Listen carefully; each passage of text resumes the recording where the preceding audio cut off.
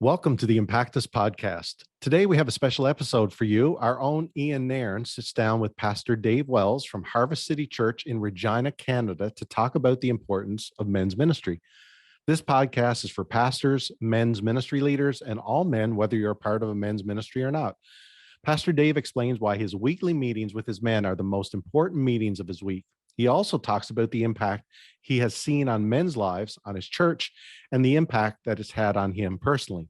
Pastor Dave was part of our recent Men's Ministry Leadership Summit, and if you've missed that summit, you can watch it online at impactus.org. It's a great resource for leaders and for any man who has a heart to lead men's ministry. Now let's go to our Impactus podcast with Ian Nairn and Pastor Dave Wells. Welcome to another Impactus podcast intended to equip you as a man for a life of purpose and godly impact. My name is Ian Nairn. I'm here together today with Pastor Dave Wells from Harvest City Church in Regina. Dave, thanks for joining us today. Hey, it's great to be here, Ian. I'm always glad to connect with you and with what's happening in the Promise Keepers Impactus ministry. Hope I got that right. Well, we are in the midst of a name change, but thanks, Dave, for doing that. Hey, listen, the reason that we're meeting today is a number of weeks ago, a friend of mine mentioned that the men's ministry continues to meet on Wednesday mornings and Thursday mornings. And I was aware of that for a number of years. But what I wasn't aware of is what this friend told me after he reminded me that this was still going on Wednesday mornings and Thursday mornings. And that is that you're leading it for the most part, and that from your perspective, that's the most important meeting of your schedule as a pastor. Just wondering, Dave, if you can tell us a little bit about yourself and then tell us why those meetings are the most important meetings of your week. Okay, well, Ian, I've been in ministry for over 40 years. I started off as a church planter, planting churches for the first 10 years of my ministry. And then I came over to Regina. I was in Manitoba during that time. And then I came over to Regina to take on a church that was really disintegrating, actually, through internal problems and issues and moral issues. And by the grace of God, was able to, in a sense, replant that church and rebuild it, and it was successful. And also in that same time was involved was a founding member of starting a network of churches, basically at that time in Western Canada, Western United States, but it began to grow and started spreading to other countries of the world. And then I began to travel internationally, and then I spent 15 years as the team leader of that organization. And I stepped down from that a year ago, and almost 2 years ago now. And I also stepped down from being a lead pastor. I'm still on pastoral staff here right now, but I'm not the lead pastor here anymore. So why is it that these meetings with these men on Wednesday mornings and Thursday mornings are the most important meeting of your week, Dave? For several reasons, actually. One is it's just a great time of fellowship for me personally as a man, but also as a leader. I've been able to develop some very meaningful, deep friendships. We spend time in the Word together. We pray together. It's so life-giving to me as a man, but also as a senior leader in a church, and so it's something that I just look forward to every week. It's just such a great time together. So, what exactly happens in one of those meetings, Dave? Can you flesh that out for us a little bit? Well, when I started them a number of years ago, I just wanted to meet with men and basically to teach men the Bible, just to give them a love for the Word of God and to actually, disciple men in the Word. And I started with about 5 guys, and it started growing. We met at 6:30 in the morning, 6:30 to 7:30, so guys could go to work. And it kind of separates the men from the boys, those who want to get up that early, right? Come. Sure thing. But it just started growing. People started hearing about it. Men started hearing about it, and it started slowly growing. And so the way I do it is I'm not just teaching them for an hour. It's a discussion that I lead them into. I am teaching them the Word, and I'm teaching the Bible, but it's in the form of a discussion. So I'm firing questions at these guys. I'm asking leading questions, and I stimulate a discussion among these men. And so it's dynamic. We get into all kinds of interesting conversations, and then out of that comes prayer and prayer needs, and we've gotten men saved through that time. There's been a lot of men that have gotten revelations of just who they are in Christ, and so it's just been a rich time. And so it's grown to now that we had to split it, and so the group got too big for a discussion. So I meet Wednesday morning and Thursday morning, two different groups of men. And then afterwards, we go for breakfast together after the meeting's over for those of us that can. And our fellowship continues. And the topics can be anything. But it's just a great time together. Now, I'm understanding that your congregation is about 800, 750 members. And the fellow that I was talking to, Jim Kitney, mentioned that about 75 guys are on our roster. They don't come all the time, but it's about 75 men that are engaged in this weekly connection with you and each other. How does that work? In terms of the number of guys, Ian, you mean? Or well, it's unusual, I guess. Pardon me, not a very good question. You can tell I'm a rookie at these kind of things. Well, it's just intriguing to me that out of a congregation of roughly 750, 75 guys, or 10% of the guys or congregants are men that are coming to this gathering. What do you think that keeps them coming week after week, Dave? I think the same things that impact me impact them. I mean, I think that they enjoy the camaraderie and the fellowship that's there. I think they want to learn. They're excited about what they're learning in the Bible. I think it's coming alive for them. I think it's helping them understand the scriptures and showing them that, hey, you know what? I can read my Bible and understand it too. And so I think it's several reasons. I think they're finding it's very practical. There's things they can apply to their own personal lives in terms of their own personal victory, in terms of those who are married for their marriage, their jobs, because it's we're into what's true, and we have some really honest discussions there. And then just the fellowship. I mean, I believe that men hunger and thirst for intimacy. Sometimes we think that's only for women, but men hunger that. And I think they're finding it there. So they keep coming back. Yeah, some of the real challenges we've talked about over the years, men wrestle with silence and secrecy and isolation. You mentioned to me as we were chatting prior to this that you feel you receive just as much as you give in these meetings. Could you talk to us a little bit about that, Dave? Yeah, I think the problem with leaders many times is leaders can feel isolated and lonely. Sometimes, people tend to look at them as, well, you're the leader. And even though we don't, you're not trying to set yourself on a pedestal or anything like that, I think it invariably happens where there's a gap many times between leaders and those who are following them. And so being in leadership, as you know, can be a pretty lonely existence.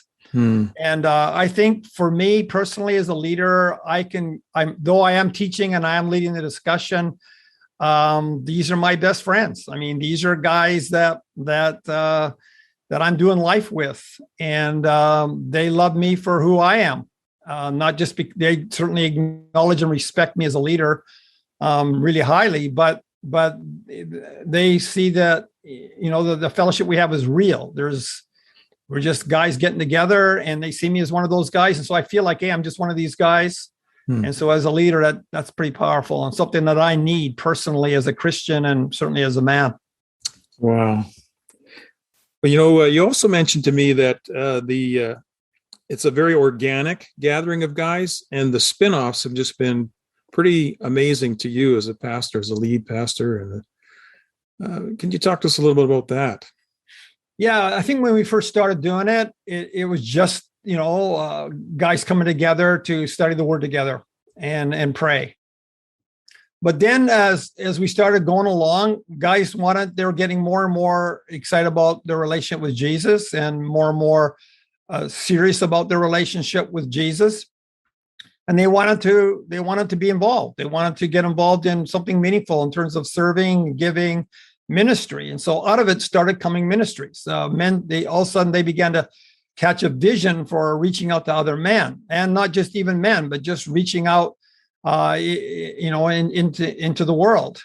And so a group of them decided they wanted to start ministering in the prison. So they got connected with a ministry, and they started going to the prisons and holding Bible studies and teaching men in prison the Bible. Some of the same stuff that they were learning from me. And then they actually formed a ministry, which they call Exodus. And then they started catching a vision for helping guys that got out of prison, helping them find a job, helping them find a place to live. They started getting involved in that. And then a bunch of guys then decided, well, we want to help men deal with the whole issues of pornography and that whole area of strongholds. And so they got involved in the Conquer series and started teaching men how to do that. And then they started getting involved in other aspects of service. One guy decided, he lived in the Corps. He was fairly newly saved, pretty rough around the edges kind of guy, not educated in any way, just a guy who had been seriously addicted to drugs. And he was living in one of the most difficult parts of our city. And he discovered that in his back lane, that there was literally a highway of people going back and forth down his back lane. It just happened to be on a route that there was just a lot of human traffic. And so he opened up his garage and decided he wanted to just start feeding these people and start reaching out to them with the gospel. So thought, I'll give him a hot dog and I'll give him a tractor. I'll talk to him about Jesus. And so he went so far as to go into the city and taking a course on how to prepare food. And so he could meet the laws of our city in terms of being able to give people hot dogs. Okay. And then he got in one of the other guys in the group. One of the guys said, hey, I want to help you. And so every Saturday afternoon, they would be down there handing out hot dogs and talking to people about Jesus and giving them tracts and praying for some of these guys. And that's still going on. And then just recently, we got a hold of a building down in the main part of our city, in the core of our city. We got a hold of a building, and these guys are taking over this building, and they're going to use it for discipleship meetings and meeting with guys and doing some of their ministries out of this building. And it just keeps growing. And the interesting thing is, I'm still leading the Bible study that we do on Wednesday mornings and Thursday mornings. I didn't initiate any of these other things. Wow. They initiated it. Wow. So it just kind of came out of it. Well, what I find intriguing as well and kind of challenging is a lot of churches have moved away from any specific men-focused ministry. It's adult ministries, it's special need focused ministries, but to actually focus in on the men and to actually have a lead pastor pouring into them like you have, it's unusual. What would you want to say to a pastor who, now looking back, you're close to 60, I think now, Dave, if I'm not mistaken. Actually, I've been in my 70s. Okay. I'm 74. Okay. Well, I was going to say you got more hair than I do, but I think we're about the same. Not much. Not much more. Hey, anyway, enough about that. Back to this question I have about why do you think so many pastors and leaders don't see the value that you do in pouring into their men in this kind of a way? That's a good question. I think that a lot of pastors, I think honestly, they lack vision for it. They've lost sight of how fundamental I believe men's ministry really is in a local church. And they have forgotten, I think, that regardless of even what our society says and our culture and the society in which we live is basically tried to demasculate men, if I can put it that way, and erode away the whole idea of the man being the head of his home and leading his family. There's been a really attack, I believe, on family and on particularly against men in our society for several years now. And unfortunately, it's affected the way we look at church. In fact, I remember one time hearing a message called "The Feminization of the Church," where so much of the church is oriented towards females rather than males. Even the way we preach, even the worship songs, and it struck a chord with me. And I thought, you know what, it's really true. And so I think we've lost sight of how important it is and how fundamental it is to reach men. And when you reach men, believe me, you impact the families of those men. You impact their spouses, their children. In fact, what's really interesting is the women, these men who are married, their wives are actually being provoked by what's happening in their husbands and their men and saying, hey, we want this. We want something like this. Why can't we have this? And in fact, a number of them have been talking to my wife and saying, hey, Linda, can you start something? Could we do something like this? And so it's kind of, some ways it's a bit humorous, but I think pastors lack vision. They've lost sight of it. Wow. It's a challenge at times to, well, here's a question. What about intergenerationally? You and I are in our latter stages of life. In terms of this ministry that you've got going on now, what kind of age range of men do you have participating? And why do you think they are, if they are coming from different generations? We've got all ages. We've got young guys right up to guys my age and older than me.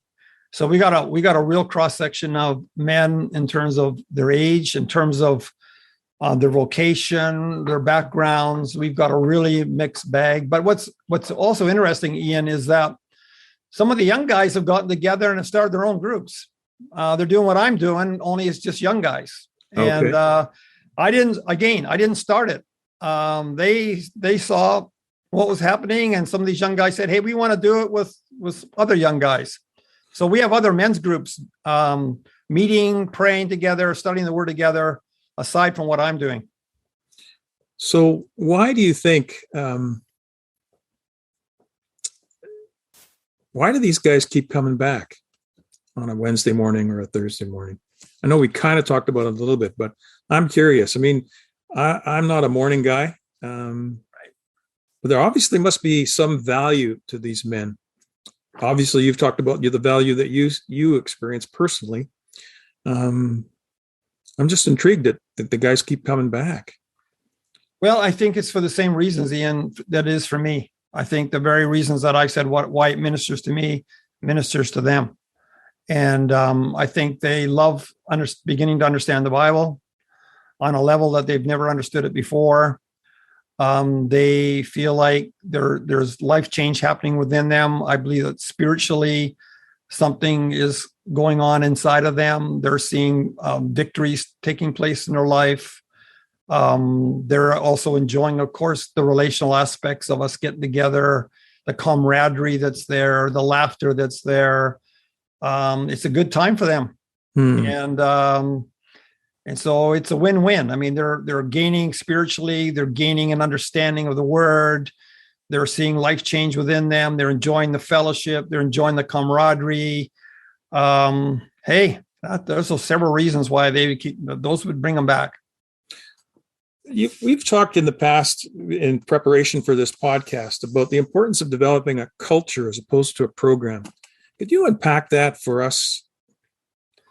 Yeah, I think one of the mistakes that leaders make, and I fell into that same trap myself, is that, of course, if you're a local church pastor and you're a leader, whatever ministry you're leading, you want to succeed. I mean, you want that ministry to grow.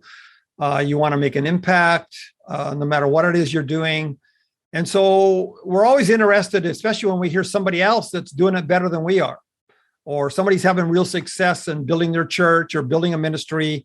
We want to know how they did it. And so what will tend to happen is that guy will write a book, or they'll have a conference, and he'll be a guest speaker at conferences, and we'll go to these conferences with our pen and pencil in hand, and we just want 3 or 4 really good methods of how he did it. What does he actually do? If I can find out what he did, then I can come home and I can do the same thing he did, and I can have the same success that he's had. And invariably, it doesn't work.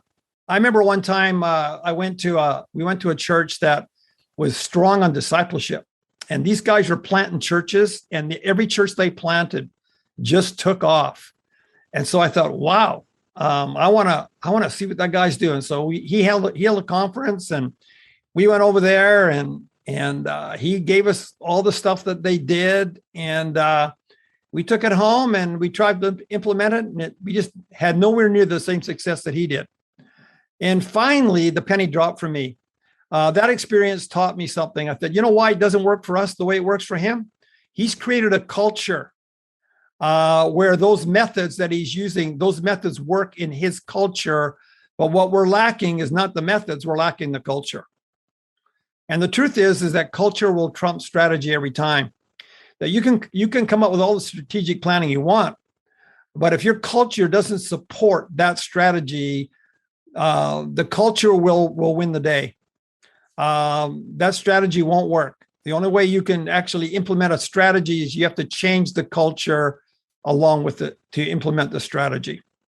So, what would you say are the core elements of a culture of ministry to men that's effective? Then, Dave, I think the some of the key elements is the relational aspect is key. I think that what you're seeing in terms of what we're experiencing at Harvest City is what we're seeing happening is organic. It's not like the leadership is saying, okay, we want to start a prison ministry. We want to start a ministry to young men. We want to start a Conquer Series ministry. We want to start we didn't do any of that.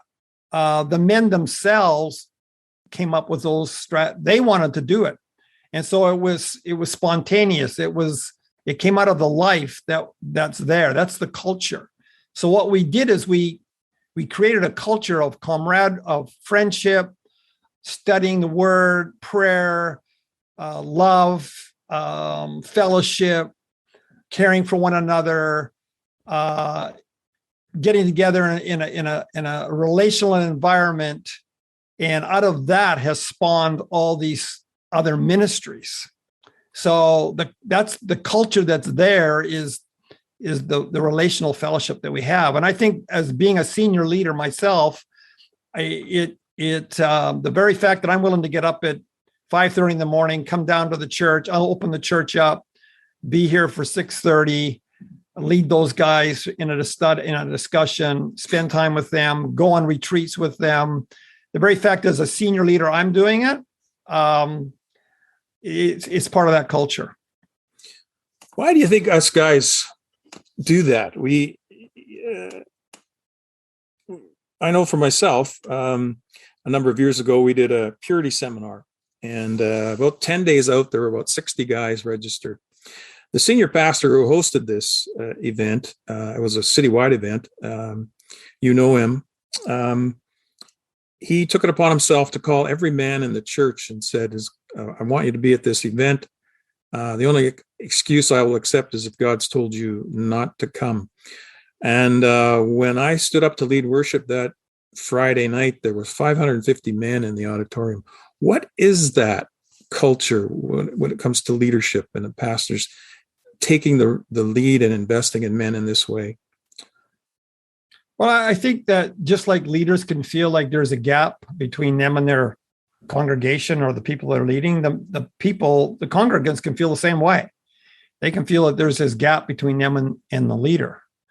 And somehow when the leader just kind of, in a sense, climbs down off his platform and just rolls up his sleeves and just immerses himself with the people he's leading, it's pretty huge. You in a sense become one of them. And you look at David, for example, King David, he built together a team. I mean, the first people that gathered him were those who were in debt and those who were in distress and those who were disenfranchised. And David, of course, was ostracized himself, and they started gathering to him, and he was one of them, and they became heart and soul with him. And David was heart and soul with them as well. I think it's in 1 Chronicles chapter 12, where it kind of talks about the relational dynamic between David and his mighty, and out of that came his mighty men. And these guys would go to the wall for him. I mean, they risked their life to give him a drink of water. 3 of them one time went down to the Philistine camp, give him a drink from the well of Bethlehem. I mean, David wouldn't even drink it. He poured it out as worship. And as a sacrifice. He said, I can't drink the blood of these men who've risked their lives, to give me this water. And he gained even more favor with them by doing that. And so the reason they were so loyal to him was he loved them, and they knew that he loved them. And so they loved him back, right? And so I think it's the leaders first, right? So I think with these guys, for me personally, I love those guys, and they believe it, and they know it's true. So then, you know what? They respond. Hey, last question, Dave. I really appreciate your time today, and I'd love to keep chatting with you, and perhaps we can carry on the conversation. But my last question as we wrap up this podcast today is, given the opportunity to talk to pastors who are just either starting out or guys that have been at it for a while, and they've been building buildings and programs and budgets for many years. Looking back now, what would be one or two things you'd want to say to these leaders looking ahead? Well, I think if I would have, if I look back even in myself, in my own life, I wish I would have learned some of these things earlier, as a young leader. It took me some time, obviously, to really, in my head, I understood these things. It wasn't like this is new. And I know that anything I've said today is not new. We all could, every pastor probably could write an exam and have all the right answers. But it's a different thing having the right answers in your head and actually paying the price and going and doing it. That's what's different. And so, it's realizing that, we want the quick fix. We want quick results. When you're a young leader, it's 1, 2, 3. I want to be this overwhelming success, before I'm 40. And what I've seen is that the ministry doesn't work like that. It takes to really have something that's really real and really substantive and really will stand the test of time. You have to build it. You have to invest in it. You have to relationship and establishing that trust and those kinds of connections, that kind of culture. You have to build it. You have to invest in it. You have to invest yourself in it. You can't just point the way. You have to lead the way. Wow. Hey, Dave, thanks so much for joining me on this Impactus Promise Keepers Canada podcast, for giving us your time and your insight. And so blessed to get to know you and look forward to further conversations in the days ahead. Yeah, Ian, it's always great hanging out with you. And I've really enjoyed, this time. And, I love your heart for men and what Impactus Promise Keepers does and is doing. And so, I'm excited about the direction you guys are taking. And I know that you just want to help leaders and help churches. So God bless you for that. And if I could be of any encouragement by being together with you guys today, it's total privilege for me to be here. Well, thanks so much, Dave. God bless. All right. Good talking to you. Thanks for listening to the Impactus podcast. To learn more about living a life of purpose and godly impact, check out impactus.org.